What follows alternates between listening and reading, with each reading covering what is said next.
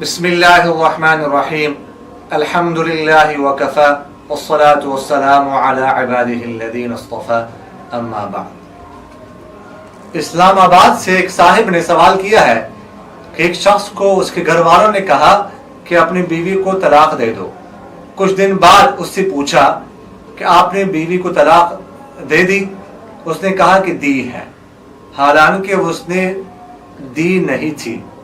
کیا اس سے طلاق واقع ہو جائے گی؟ مطلب یہ ہے کہ ایک شخص کو اس کے گھر والوں نے فورس کیا کہ اب اپنی بیوی کو چھوڑ دے، بیوی کو طلاق دے دے، تو اس نے کہا ہوگا ٹھیک ہے۔ کچھ دنوں بعد پھر گھر والوں نے اس سے پوچھا کہ آپ نے اپنی بیوی کو طلاق دی ہے؟ اس نے کہا جی میں نے طلاق دی ہے، حالانکہ وہ اس نے دی نہیں تھی۔ تو کیا اس سے طلاق واقع ہو جائے گی؟ تو یہ ذہن میں رکھیے گا، اگر کسی شخص نے بیوی کو طلاق دی نہ ہو اور وہ اقرار کر لے کہ میں نے تو اپنی بیوی کو طلاق دی ہے، تو اس کو اقرار کاذب کہتے ہیں، جھوٹا اقرار کرنا، یا اخبار کاذب بھی کہہ سکتے ہیں، جھوٹی خبر دینا۔ تو یہ جھوٹا اقرار جو ہوتا ہے تو اس کے بارے میں فقہاء نے لکھا ہے کہ اس سے طلاق واقع نہیں ہوتی۔ کسی نے طلاق نہیں دی، اقرار کرتا ہے کہ میں نے طلاق دی ہے اپنی بیوی کو، تو اس سے طلاق واقع نہیں ہوتی۔ تو یہاں پر جو صورت پوچھی گئی ہے کہ کچھ دنوں بعد اس کے گھر والوں نے اس سے پوچھا کہ آپ نے بیوی کو طلاق دی ہے، اس نے کہا جی میں نے دی ہے لیکن دی نہیں تھی، تو اس کو کہ اقرار کاذب کہتے ہیں، اس سے کوئی طلاق واقع نہیں ہوتی، لہذا اس کی طلاق واقع نہیں ہوئی۔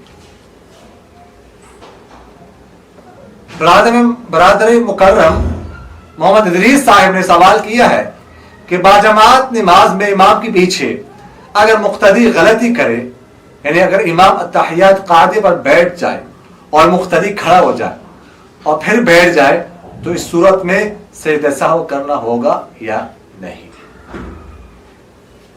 دیکھیے گا، امام کے پیچھے اگر مقتدی کوئی غلطی کرے، مثال کے طور پر کوئی واجب چھوڑ دے، تو اس سے مقتدی پر سجدہ سہو واجب نہیں ہوتا، امام پر تو ویسے بھی نہیں ہوتا، اور مقتدی پر بھی امام کے پیچھے اگر کوئی واجب وغیرہ چھوڑتا ہے وہ تو ایسا نہیں کرنا چاہیے، لیکن اس کی وجہ سے اس پر سجدہ سہو واجب نہیں ہوتا۔ البتہ اگر مقتدی نے فرض چھوڑ دیا امام کے پیچھے، تو اس صورت میں اس کی نماز نہیں ہوگی، اس لیے کہ نماز کے بغیر تو فرض کے بغیر تو نماز ہوتی نہیں ہے، لہٰذا اگر فرض چھوڑ دیتا ہے تو نماز نہیں ہوگی۔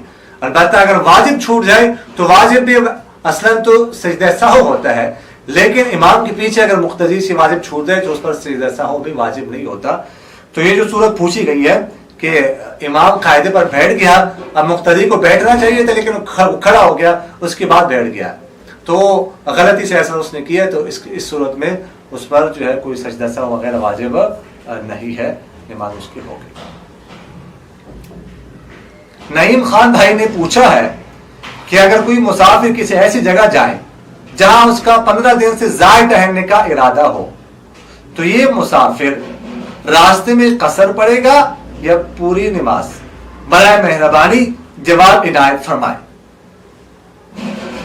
یعنی کوئی شخص سفر کر رہا ہے، شرعی مسافت ہے 78 کلومیٹر، اور جہاں پر جانا چاہتا ہے وہاں پر 15 دن یا اس سے زائد ٹہلنے کی نیت ہے، وہاں پر جا کر تو وہ پوری نماز پڑھے گا، اس لیے کہ 15 دن ٹہلنے کی نیت ہے، لیکن راستے میں جو یہ جا رہا ہے، سفر کر رہا ہے، تو وہاں پر پہنچنے تک درمیان میں جو راستے میں سفر ہے، کیا اس میں وہ پوری نماز پڑھے گا یا وہ سفرانہ پڑھے گا، قصر کرے گا، سفر کی نماز پڑھے گا؟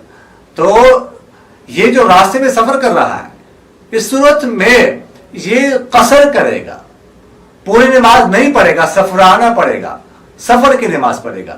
البتہ جب وہاں پر پہنچ جائے گا تو وہاں پر پہنچ کر پھر چون کے 15 دن ٹہلنے کی نیت ہے تو اس لیے وہاں پر پوری نماز پڑھے گا۔